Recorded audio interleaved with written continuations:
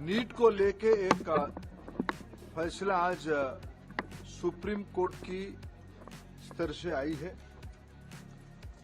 NEET में इस बार 24 लाख बच्चे परीक्षा दिए थे। कट ऑफ डेट में लगभग 13 लाख विद्यार्थी एग्जामिनेशन को क्वालिफाई किए। 4,500 तरीके सेंटर नीट एग्जामिनेशन के लिए देश भर में होती है। राजेश जी, आप थोड़ा क्वाइट रहिए।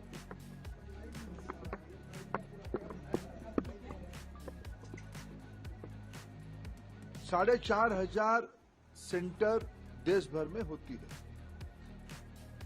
अनेक देशों में भी नीट की सेंटर होती है। खाड़ी के देशों में होती है, पड़ोस के देशों में होती है और 13 भाषा में एग्जामिनेशन होता है।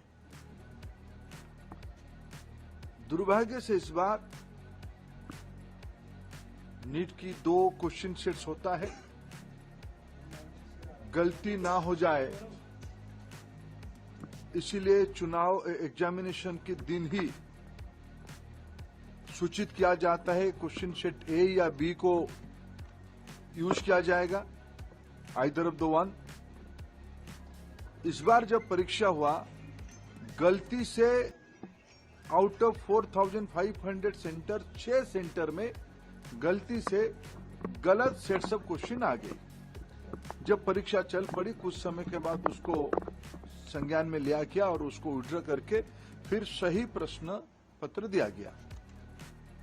उसमें कुछ टाइम लॉस हुई। उन 6 सेंटर में लगभग 1563 स्टूडेंट उसमें परीक्षा दे रहे थे। उनके मन में आया कि भाई ये हमारी साथ थोड़ा अन्याय हुई है, हमारी टाइम लॉस हुई है, हमारे लिए कुछ सोचनी चाहिए। सुप्रीम कोर्ट की एक स्टैंडिंग ऑर्डर है।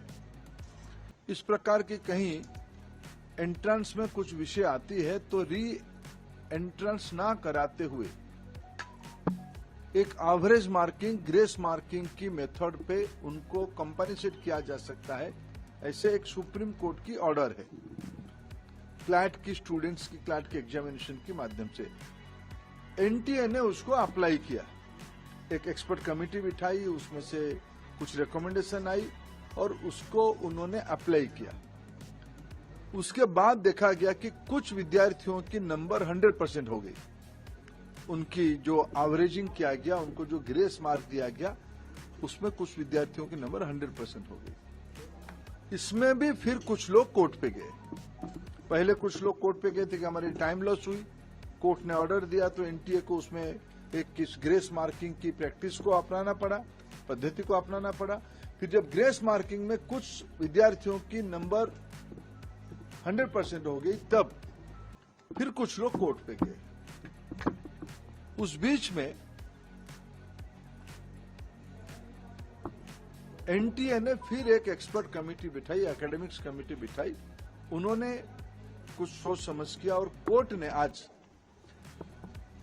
उस कमेटी के ऑब्जर्वेशन को देखते हुए आज ऑनरेबल सुप्रीम कोर्ट ने स्पष्ट किया है उन 1563 स्टूडेंट्स को री एग्जामिनेशन का अपॉर्चुनिटी दिया जाए। 23 जून को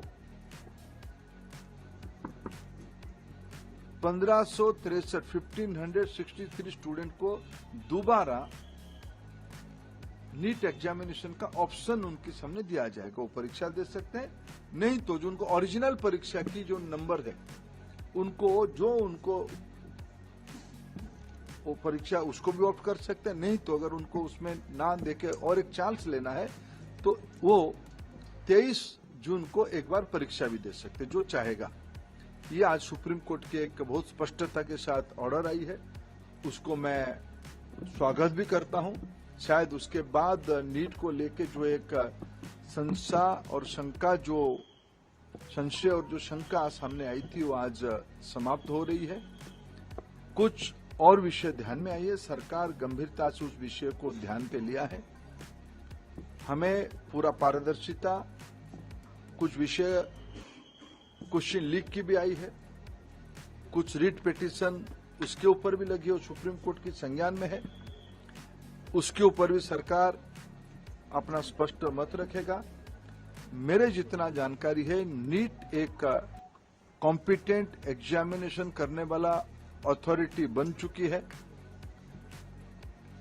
ये जो 3 प्रेस्टिजियस परीक्षा होते हैं, नीट, जेईई और सीयूईटी, इसमें से देश की 50 लाख से ज्यादा स्टूडेंट्स की हर एक साल अभी एग्जामिनेशन हो रहा है। विश्वसनीयता बढ़ी है, इसलिए आने वाले दिनों में सारे प्रकार की शंका संशय को दूर करने के लिए और पारदर्शिता लिया जाएगा और जो लोग उसमें कहीं ना कहीं एक आधा जगह पे कुछ गड़बड़ी करने का कोशिश कर भी रहे होंगे, उनके ऊपर कार्रवाई भी लिया जाएगा।